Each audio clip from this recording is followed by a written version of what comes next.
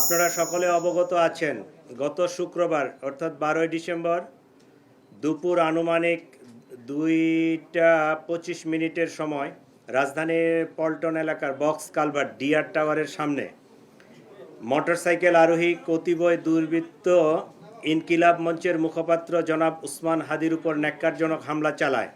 এতে তিনি গুরুতর আহত হয়ে বর্তমানে রাজধানীর একটি বেসরকারি হাসপাতালে চিকিৎসাধীন রয়েছেন। উক্ত ঘটনার পরপরই ঢাকা মেট্রোপলিটন পুলিশ হামলাকারীদের গ্রেফতারের জোর প্রচেষ্টা চালিয়ে যাচ্ছে। ঘটনাস্থলের সিসিটিভি ফুটেজ সংগ্রহ বিশ্লেষণ করে ইতিমধ্যে দুজন সন্দেহভাজন ব্যক্তিকে শনাক্ত করা হয়েছে। এরা হলো ফয়সাল করিম মাসুদ আর আরেকজন ছিল মোহাম্মদ আলমগীর শেখ। ঘটনার তদন্তে জানা যায় সন্দেহভাজন ব্যক্তিরা হেলমেট পরিহিত অবস্থায় ভিকটিম উসমান হাদিকে খুব কাছ থেকে গুলি করে। ঘটনার প্রকৃত রহস্য উদ্ঘাটন ও শনাক্তকৃত সন্দেহভাজনদের গ্রেপ্তারের ইতিমধ্যে বিভিন্ন স্থানে অভিযান পরিচালনা করা হয়েছে এবং অভিযান চলমান রয়েছে। ভরসা পেতে নিজেকে হতে হয় পাতের মতো দৃঢ়, ঠিক যেমনটা জেরুসালেম। সন্দেহভাজন ব্যক্তিরা যেন সীমান্ত পার না হতে পারে সেজন্য তাদের পাসপোর্ট সংগ্রহ করে পাসপোর্ট ব্লক করে দেওয়া হয়েছে। সীমান্তে অতিরিক্ত সতর্কতা জারি করা হয়েছে। এছাড়াও সন্দেহভাজন ব্যক্তিদেরকে গ্রেফতারের সহযোগিতার জন্য গণপ্রজাতন্ত্রী বাংলাদেশ সরকারের পক্ষ থেকে 50 লাখ টাকা পুরস্কার ঘোষণা করা হয়েছে। ইতিমধ্যে শেরপুরের নলিতাবাড়ি এলাকায় অভিযান পরিচালনা করে সীমান্ত দিয়ে লোক পারাপার যারা করে এই জড়িত সন্দেহে আমরা দুইজনকে গ্রেফতার করতে সক্ষম হয়েছি, তাদেরকে নিয়ে আসছি। আর র্যাব মোটর সাইকেলের যে মালিক মনে করছে এরকম একজনকে র্যাব আটক করে আমাদের হাতে সোপর্দ করেছে।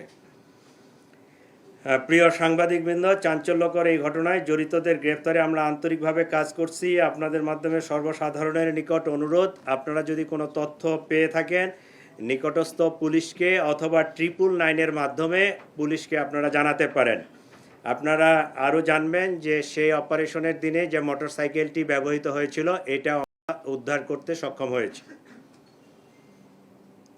এই ছিল মোটামুটি আমাদের পক্ষ থেকে এখন পর্যন্ত এই মামলায় যে অগ্রগতি। 3 জন।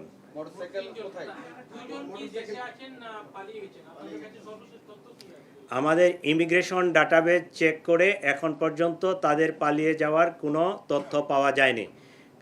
আমরা ফয়সালের পাসপোর্ট নাম্বারটা পেয়েছি, তার সর্বশেষ যে ট্রাভেল পাওয়া গেছে সেটা জুলাইয়ে সম্ভবত, সেটা থাইল্যান্ড থেকে সে আসছে, দেশে ইন করছে। এরপরে ইমিগ্রেশন ডাটাবেজে আর তার ডিপারচারের কোনো তথ্য নেই।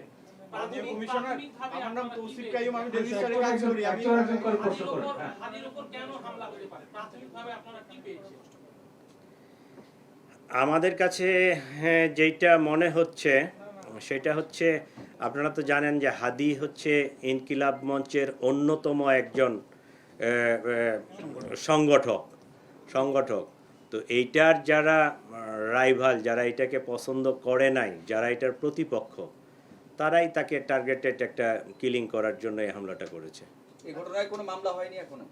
আমরা বাদী পক্ষের সাথে 2 দিন ধরে খুব জোর প্রচেষ্টা চালাচ্ছি যে তাদেরকে দিয়ে মামলাটা করলে অনেক ভালো হতো। কারণ পুলিশ বাদী না হয়ে তাদের যেহেতু তার ভাই আছে, তার নিকটাত্মীয় যারা আছে তাদেরকে দিয়ে তারা ওই আসতে পারতেছে না, আসলে তারা রুগী নিয়ে ব্যস্ত। তো জিনিসটা সুন্দরভাবে জিডি করা আছে, আমরা অলরেডি এফআইআর ড্রাফটও করছি। আজকে আমরা সিদ্ধান্ত নিছি যে তারা যদি নাই আসে সেক্ষেত্রে আমরা ট্রাই করব যে এফআইআরটা নিয়ে ওই হাসপাতাল থেকে তাদেরকে সিগনেচার করে নিয়ে আসা যায় কিনা। যদি সিগনেচার তারা করে দিল, না হলে আমরা পুলিশ বাদী হয়ে মামলাটা রেকর্ড করব।